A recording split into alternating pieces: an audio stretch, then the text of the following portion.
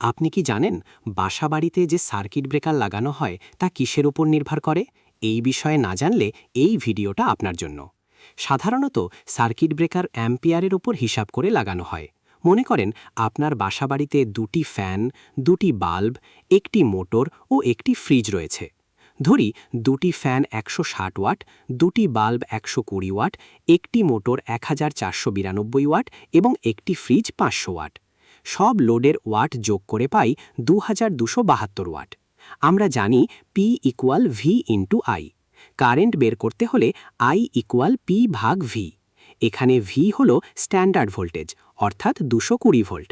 সূত্রের মধ্যে মান বসিয়ে পাই 10.32 অ্যাম্পিয়ার কারেন্ট। এখন বাজারে বিভিন্ন অ্যাম্পিয়ারের সার্কিট ব্রেকার পাওয়া যায়।